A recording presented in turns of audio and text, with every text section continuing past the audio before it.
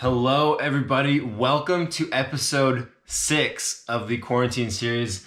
Pretty stoked on this one. So a lot of you guys reacted really well to the 200 IM race analysis video, and I figured what not better way to kick off day 6 with a 100 breaststroke race analysis. So what we're going to do today is we're going to go over my 100 breaststroke from Des Moines. This was another event that I went a personal best at that meet a few weeks ago before the whole world went on lockdown. And I think there were a lot of really key things in this race that I learned how to navigate, a lot of power that had been thrown into the stroke through a bit of the gym that we've been adding into our routines, and just some really cool insights that I'd like to share with you guys. And then also a few key things that I focus on when swimming the 100 breaststroke to swim at peak as often as possible. So this will be a really good one. I'm super excited. Before we get into it, I just wanted to add, it's been a weird day. I don't know if any of you guys are feeling this, but like as each day of being self-quarantined goes on, like I start to like get so in my head and think, man, what if this goes on longer than expected? Like, what if my girlfriend's stuck in Houston past April and I don't get to see her for this long? What if all the pools stay shut, or all of these things? And I just kind of was reminded just through thought, like we can't fear and stress over the things that we can't control.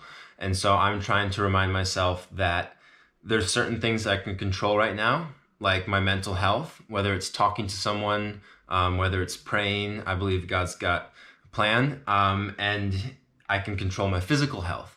I'm blessed to have a home gym. I have pull-up bars. If you don't have things like that, you can always do push-ups, you can sit up on a table, whatever it is, you can be creative. And I think if you can take diligent time aside from playing video games and watching Netflix, we can come out of this better. So that's my 2 cents. We're gonna dive into this. This is gonna be awesome. I'm super stoked. Enjoy.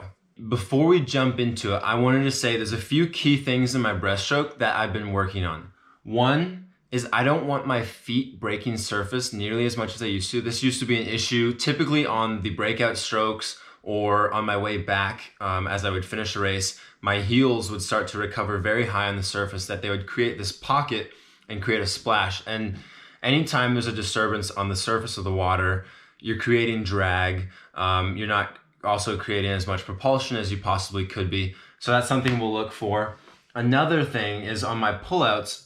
Something that I actually learned from a very smart coach at Worlds was on my pullout, a lot of the times my hands are stuck to my side, and on my recovery, I end up pulling my arms outside of my line and creating so much frontal drag.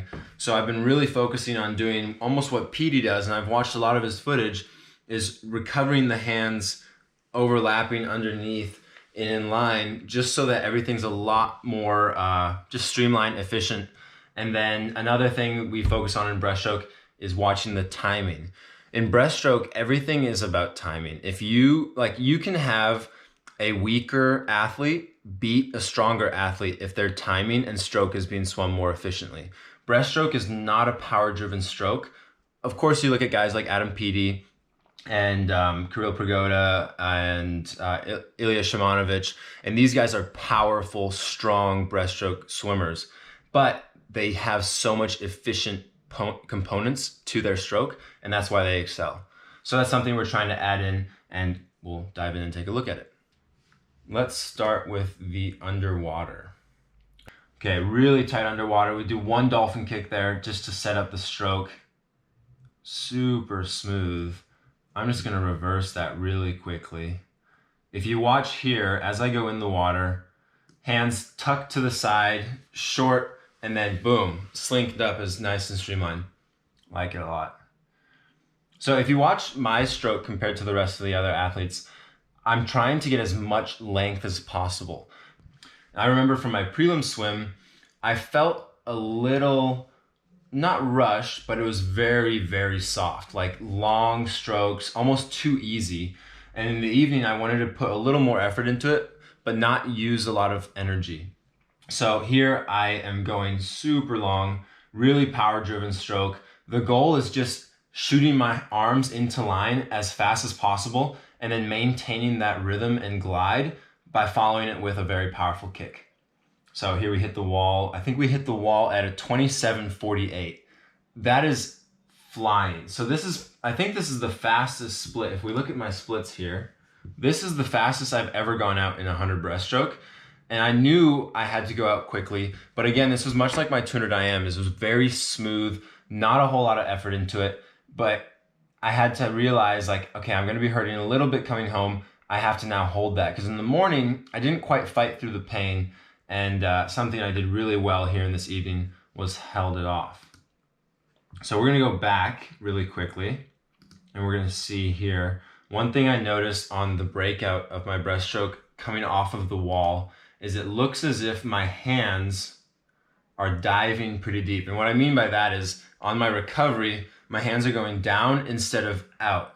Something I noticed on my first length is when you're fresh like that, your body tends to have an easier time swimming a cleaner stroke.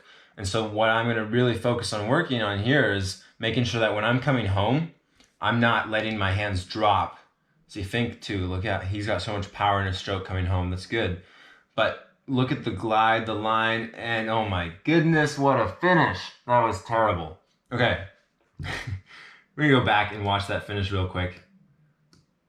Okay, this last 10 meters, here we go. We're into the wall, flags, everything's looking good. I'm pretty much on pace for a 58 high, conservatively, and then into the flags, boom, boom, 2 short strokes, half finish, 59.1.